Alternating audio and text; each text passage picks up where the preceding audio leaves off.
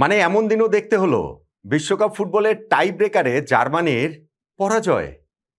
এমনটা আগে কখনো হয়নি ইতিহাসে। এর আগে যেই 4বার ওয়ার্ল্ড কাপে জার্মানি টাই ব্রেকারে গিয়েছে, প্রতিবারই বিজয়ী দলের নাম, যখন পশ্চিম জার্মানি ছিল পশ্চিম জার্মানি, তারপর যখন জার্মানি হয়েছে তখন জার্মানি। জার্মানদের যে স্টিলের নার্ভ, এই রেপুটেশন তার শুধু শুধু হয়নি, এবং সেই রেপুটেশনেই এই টাই ব্রেকারটা বারবারই জার্মানি উতরে যেত। ফলে প্যারাগুয়ের সঙ্গে এই ম্যাচটা যখন পেনাল্টি শুট আউটে যায়, বিজয়ী দলের নাম অবধারিতভাবেই জার্মানি বলে ধরে নেওয়া হয়েছিল। কিন্তু ফুটবল রূপকথা লিখল প্যারাগুয়ে, ফুটবল রূপকথা লিখলেন অরল্যান্ডো গিল, ফুটবল রূপকথা লিখলেন জোসে ক্যানালি। প্যারাগুয়ের ফুটবল ইতিহাসের সবচেয়ে স্বর্ণালী দিনটা তারা নিয়ে এলেন 4বারের বিশ্ব চ্যাম্পিয়ন জার্মানিকে টাই ব্রেকারে হারিয়ে দিয়ে, রাউন্ড অফ 32 থেকে বিদায় করে দিয়ে এখন তারা চলে যাচ্ছে রাউন্ড অফ 16-এ। এই জায়গাটাতে আমার একটুখানি দুঃখের জায়গাও আসলে রয়েছে। সেই দুঃখের জায়গাটা কি সেটা বলছি। দেখেন, প্যারাগুয়ের গোলকিপার মানে হোসে লুইস চিলাভার্ট, ওই যে পাগলা গোলকিপার, উল্টাপাল্টা কাজ করতেন, ওই বেরিয়ে এসে তিনি তার ওই যে দুর্দান্ত হচ্ছে গিয়ে যে ফ্রি কিক নিতেন, গোল পেনাল্টি শট নিতেন, এবং ধরেন হচ্ছে গিয়ে যে পোস্ট থেকে বেরিয়ে আসতেন, মাঠের বাইরেও নানান কারণে বিতর্কিত। ফলে চিলাভার্ট একটা ভীষণ রকমের বর্ণিল ক্যারেক্টার ছিলেন, এবং সেই চিলাভার্টের জাতিস্বর হয়ে এইবার প্যারাগুয়ের যেন অরল্যান্ডো গিল এই ম্যাচে নেমে এসেছিলেন, যিনি মাত্র তার 10 নম্বর ইন্টারন্যাশনাল ম্যাচ খেলতে এসেছেন। তিনি হয়ে উঠলেন হিরো টাই ব্রেকারে জার্মানির দুইটা শট ঠেকিয়ে দিয়ে। কিন্তু শেষ পর্যন্ত তিনি হিরো নাও থাকতে পারতেন, কেননা পরিস্থিতি এমন গিয়ে দাঁড়িয়েছিল, মনে হচ্ছিল যে খাদের কিনারা থেকে জার্মানি ঠিকই জার্মানের মতোই ঘুরে দাঁড়িয়েছে এবং তারা ম্যাচটা জিতে যাবে, টাই ব্রেকারটা জিতে যাবে। আপনি দেখেন, টাই ব্রেকারের প্রথম 4 শটের মধ্যে জার্মানদের ওই দুইটা অরল্যান্ডো গিল তিনি ঠেকিয়ে ফেলেছিলেন। 6 ফিট 6 ইঞ্চি দীর্ঘদেহী, পুরো গোলপোস্ট জুড়েই মনে হচ্ছে যে তিনি আছেন।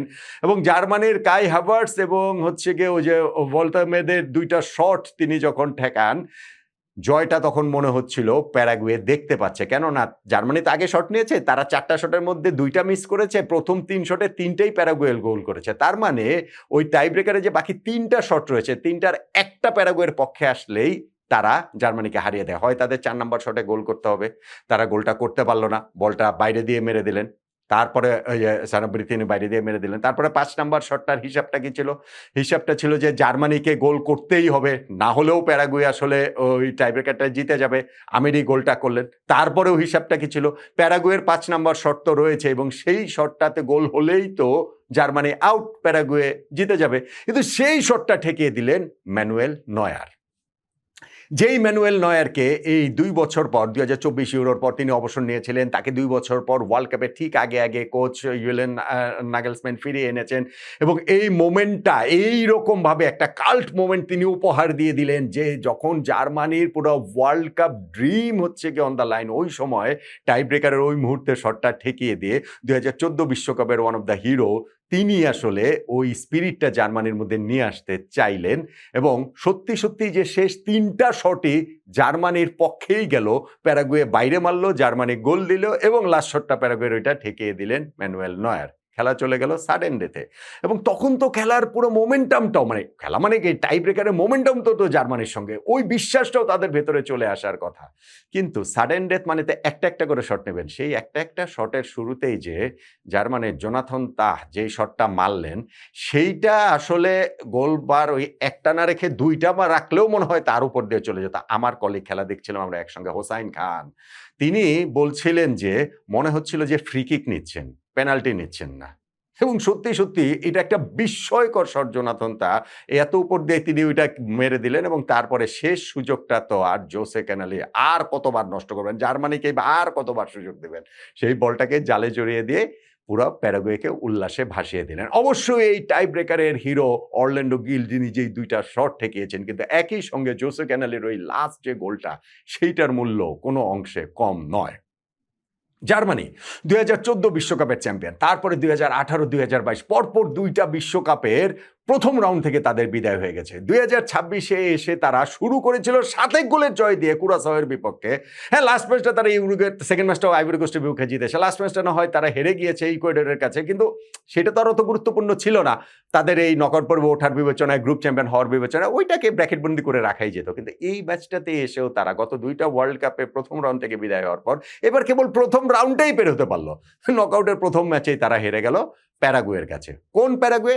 যেই প্যারাগুয়ে এর আগে নকআউটে কখনোই কোনো গোল পর্যন্ত দিতে পারেনি। হ্যাঁ, একবার তারা নকআউটের প্রথম বাধা পেরিয়েছিল 2010 সালে জাপানের বিপক্ষে, কিন্তু সেই ম্যাচটাও নির্ধারিত 90 মিনিট, অতিরিক্ত 30 মিনিট, 120 মিনিট গোল শূন্যই ছিল এবং সেই ম্যাচটাও তারা টাই ব্রেকারে গিয়েই জিতেছিল। এই ম্যাচটা ঠিক যেমনভাবে জিতলো প্যারাগুয়ে। আজকে বলছিলাম যে নকআউট পর্বে ওয়ার্ল্ড কাপে তার আগের 5টা প্রচেষ্টায় তাদের গোল ছিল না। এই ম্যাচটাতে তারা 42 মিনিটের সময় সেটা গোলটা দিয়ে দিল এবং খুব সুন্দর একটা গোল হয়েছে। রাইট সাইড থেকে 2 ভার্সেস 2, সেইখানে যে 1-2টা তারা করলেন, তারপরে যে ক্রস থেকে হেডে তারা এগিয়ে গেলেন। কিন্তু সেকেন্ড হাফের শুরুতে আবার কাই হাভার্টজ যখন গোলটা করলেন, মনে হচ্ছিল যে ঠিক আছে, প্যারাগুয়ে না হয় একটু প্যারা দিল জার্মানিকে, তারপরও জিতবে তো দলটা, নাম যখন জার্মানি। হাভার্টজের ওই গোলে জার্মানি একটা ফ্লিকিং হেডে তিনি একটা ভালো গোলটা দিয়েছেন এবং তারপরে গিয়েও জার্মানি কিন্তু আর গোলটা আদায় করে নিতে পারেননি। 90 মিনিট শেষে এক্সট্রা টাইমে তারা গোলটা পেয়ে গিয়েছিল বলে ভেবেছিল। জোনাথন তা হেড থেকে গোল করেছেন, তবে ওই গোলের সময়টাতে অ্যান্টন ফাউল করেছিলেন বলে ভিএআর ওই গোলটা আসলে বাতিল হয়ে যায়।